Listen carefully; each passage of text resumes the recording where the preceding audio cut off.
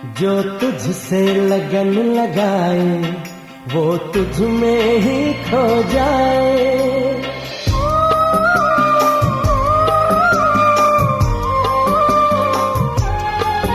जो तुझसे लगन लगाए वो तुझ में ही खो जाए। जो तुझसे योग लगाए वो परमानंद को पाए। तू सत्य है, तू शक्ति है, तू सत्य है, तू शक्ति है। जो तुझसे लगन लगाए वो तुझ में ही खो जाए। जो तुझसे योग लगाए वो परमानंद को पाए। तू सत्य है, तू शक्ति है, तू सत्य है, तू शक्ति है। શિવ જયંતિના આ ભવ્ય કાર્યક્રમમાં ઉપસ્થિત પરમ પૂજ્ય સરલા દીદી, સૌ આયોજકો, અમારા સૌ રાજકીય આગેવાનો ને સૌ અહીંયા ઉપસ્થિત રહેલા પરમ પૂજ્ય પિતાશ્રી બ્રહ્માકુમારીના સૌ ભક્તજનો, શિવ જયંતિનો આજનો પવિત્ર મહિમા શિવરાત્રિના દિવસે લોકોને આધ્યાત્મિક શાંતિ મળે અને આધ્યાત્મિક માર્ગ તરફ સતત એમાં જોડાયેલા રહે અને ધાર્મિક બાબતોમાં રસ લઈને આ શિવની જે ભક્તિ છે, ઓમ શાંતિ દ્વારા જે એમના પંથ દ્વારા જે લોકોમાં પ્રસરે, લોકોમાં એક ધાર્મિક સંદેશો જાય અને લોકોને પ્રેરણા મળે, આવનારી પેઢીને પણ પ્રેરણા મળે. કારણ કે ધાર્મિક સંસ્કારો હશે તો જ આવનારી પેઢી માટે હર હંમેશ પ્રેરણા મળતી રહેશે. આ દેશને સશક્ત રાખવો છે, આ દેશને મજબૂત રાખવો છે તો ધર્મના સંસ્કારો છે. અને ધાર્મિકતા અને સંસ્કારો પણ વિકાસની વ્યાખ્યામાં આવી રહ્યું છે એમ કહું તો ખોટું નથી. જેટલી જે તે પંથમાં ધાર્મિકતા દ્વારા અને ધર્મને આધારિત અને પ્રચાર પ્રસાર થાય અને લોકોને ધર્મ પ્રત્યે જોડવામાં આવે. અને અહીંયા ઓમ શાંતિ અને પરમ પૂજ્ય પિતાશ્રી બ્રહ્માકુમારીજીના જે પંથમાં લોકોને જે આમાં આધ્યાત્મિક પંથ તરફ જોડીને મનની શાંતિ માટે જે આ પવિત્ર દિવસે આજે આ કાર્યક્રમ શિવ જયંતિનો યોજાય છે, ખૂબ ખૂબ શુભેચ્છા આપું છું. ઓમ શાંતિ, ઓમ શાંતિ, ઓમ શાંતિ. ઓમ શાંતિ. સર્વશક્તિવાન, સર્વ ગુણો અને પ્રેરણાઓના સ્ત્રોત, પરમ પવિત્ર પરમ પિતા પરમાત્માની અતિ પ્રિય સંતાન, મંચ પર ઉપસ્થિત સર્વ અતિ વિશિષ્ટ, અતિ સન્માનનીય મહાનુભાવો, આજે ખૂબ જ ખુશી, ઉમંગ અને ઉત્સાહનો દિવસ છે કે આપણે જે અજન્મા અકર્તા અભોગતા પરમાત્મા પિતા છે એ અજન્માની જન્મ જયંતિ ખૂબ જ ઉમંગ અને ઉત્સાહની સાથે ઉજવી રહ્યા છે. ભારતની સંસ્કૃતિ એ સૌથી મહાન અને શ્રેષ્ઠ સંસ્કૃતિ છે જે આપણને સંસ્કારોનો વારસો આપે છે. એમ આપણા માનીએ એમપીશ્રીએ કહ્યું તો આજના દિવસ એ આપણને 3 મુખ્ય વાતોનો સંદેશ આપે છે. બધા વર્ષોથી શિવરાત્રિ ઉજવે, મંદિરમાં જઈને આપણે શિવ ઉપર જલ અભિષેક કરીએ છીએ, એ નિશાની છે પ્રતિજ્ઞાની. બીજું સમર્પણની અને ત્રીજું ત્યાગ. એ 3 ભાવનાઓ આ મહાન પર્વની અંદર સમાયેલી છે. પણ આપણે એને માત્ર એક ચીલાચાલુ રસમ મુજબ જલ ચડાવી દઈએ છીએ. એની ઉપરમાં આ અકળા અને ધતુરાના પુષ્પ પણ ચડાવીએ છીએ અને જાગરણ કરીને એ પર્વને પૂર્ણ કરી દઈએ છીએ.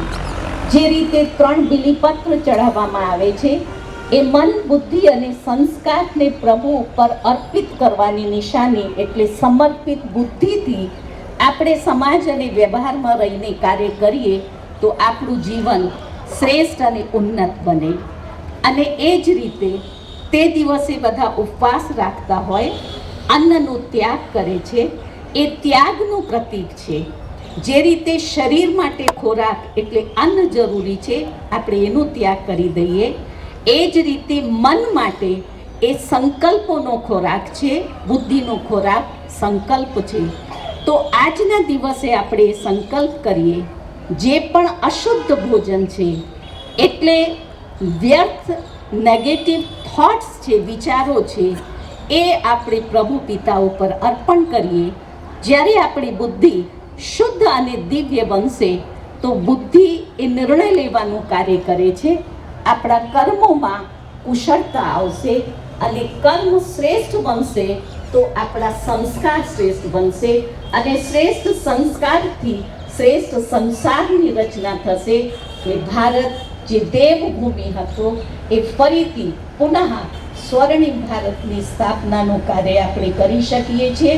તો આજના આ પવિત્ર દિવસે મારી આપ સર્વને આ એક વિનંતી છે કે શિવ પિતા ઉપર આપણે કોઈના કોઈ પોતાની કમજોરીનું પુષ્પ અર્પણ કરીએ, બુદ્ધિને સમર્પણ કરીને સંકલ્પ કરીએ, હું દેશ માટે, સમાજ માટે, પોતાના અને પોતાના પરિવાર માટે સદૈવ પોઝિટિવ રહીશ, સકારાત્મક રહીશ, સકારાત્મક ચિંતન દ્વારા વાતાવરણને પણ શુદ્ધ બનાવીશ. એ જ શ્રેષ્ઠ શુભ ભાવનાઓની સાથે ઓમ શાંતિ. ઓમ શાંતિ. આજે સમગ્ર દેશની અંદર ઉમંગ અને ઉત્સાહનો દિવસ એટલે મહાશિવરાત્રિનો દિવસ, અને દીદીએ કીધું એ પ્રમાણે અને હમણાં જ આપણે જે પ્રતિજ્ઞા લીધી કે સારા સંસાર, સારા સમાજનું નિર્માણ કરવા માટે આપણા મનના વિચારો પણ શુદ્ધ હોવા જોઈએ. અને આપણે સંકલ્પ કરીને એક મહાશિવરાત્રિની અંદર પરમ કૃપાળુ પરમાત્માના ચરણોની અંદર એક એવો સંકલ્પ કરીએ કે આપણા મનના વિચારો દ્વારા સમાજના એવા માનવીઓને પણ આપણા વિચારો સાથે જોડીને સારા સમાજનું નિર્માણ કરીએ. એ જ ભાવના. ઓમ શાંતિ.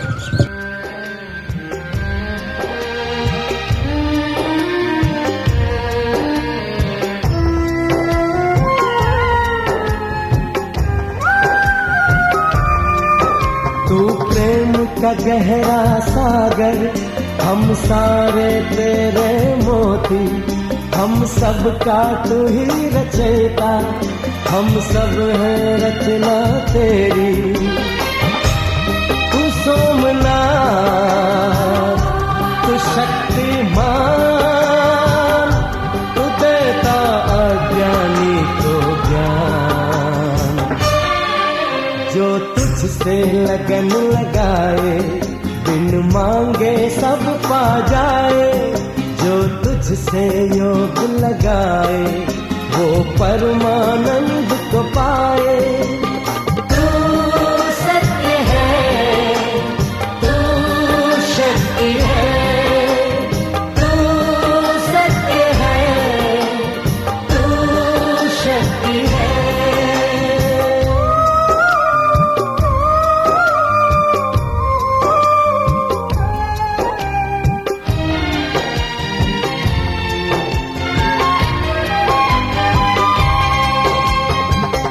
एकाग्र चित होके कोई जो एक पल तेरा ध्यान धरे, मिट जाए उसके कलेश, हो जाए इस दुनिया से परे.